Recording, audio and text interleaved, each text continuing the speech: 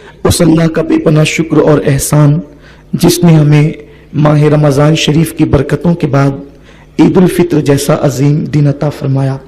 इस दिन की बरकतें क्या कहना। अल्लाह के हबीब गैब दा नबी मुस्तफ़ा करीम रऊफ़ुर रहीम सल्लल्लाहु अलैहि वसल्लम ने इरशाद फरमाया कि जब ईद की रात आती है, जिसको इनाम की रात लैलतुल जायज़ा कहते हैं, अल्लाह ताला फरिश्तों से पूछता, ए फरिश्तों, जिन मजदूरों ने अपना काम मुकम्मल किया उनको क्या मिलना चाहिए।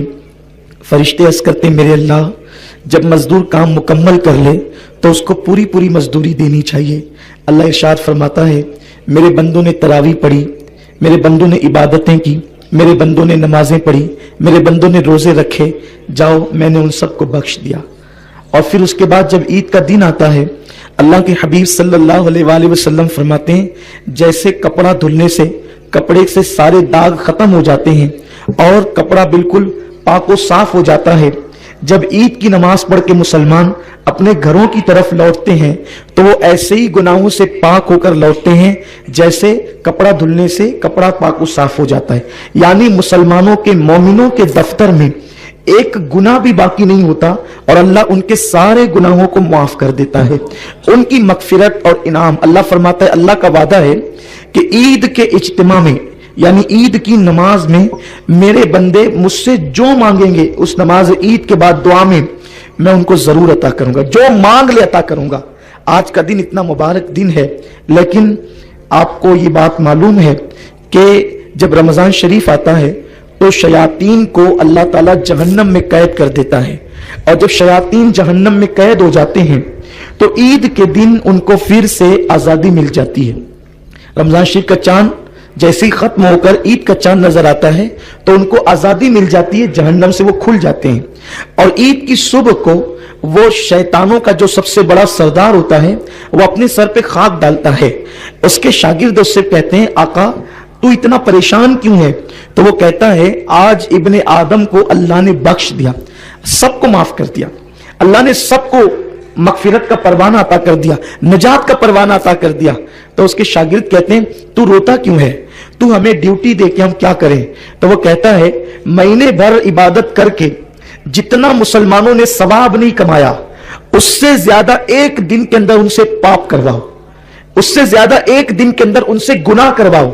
ले जाओ किसी को जिना के अड्डे पर, ले जाओ किसी को शराब के अड्डे पर, ले जाओ किसी को जुए के अड्डे पर, ले जाओ किसी को बुराई के अड्डे पर। महीने भर तक के ये जितने गुनाहों से महफूज रहे, इन सब को जो है एक दिन के अंदर इतने गुनाह करवाओ कि अल्लाह पाक फिर से उनसे नाराज हो जाए। मेरे प्यारे आका अलैहिस्सलाम के प्यारे दीवानों, ये फरमान किसका है? ये हदीस रसूल पाक सल्लल्लाहु अलैहि वसल्लम की है।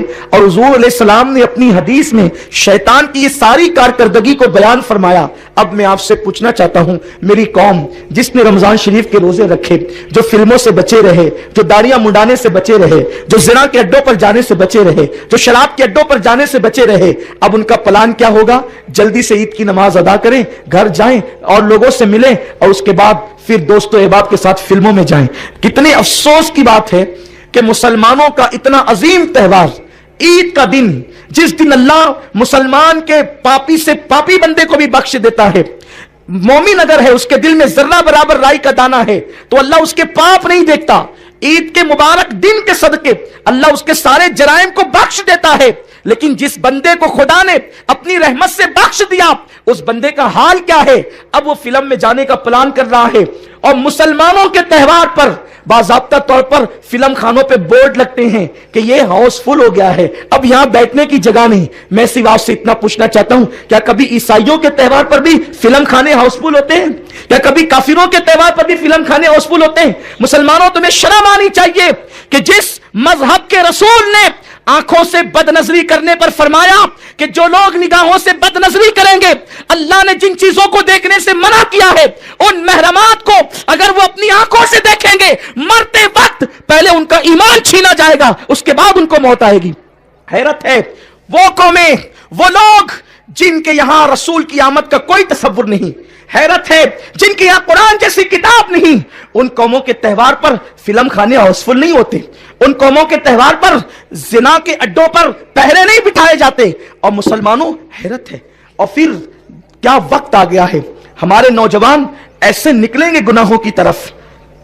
عید کا دن ہے, نہ سیر و تفریح کے لیے کوئی ممانعت ہے, نہ خوشی کے لیے کوئی ممانعت ہے, لیکن مسلمانوں ہم خوشی کریں, ناجائز کام نہ کریں, اس لیے کہ تم پر ایسی آفتیں, ایسی بلائیں ٹوٹ پڑی ہے کہ اگر تم اس سے نپٹنا بھی چاہو تو نہیں نپٹ سکتے. میرا اللہ فرماتا ہے وَمَا أَصْحَابَكُم مِّن مُّصِيبَةٍ فَبِمَا كَسَبَتْ أَيْدِيكُم, کہ تم پر جو بھی مشکلیں اور مصیبتیں آتی ہیں وہ تمہارے ہاتھ کی کمائی ہے.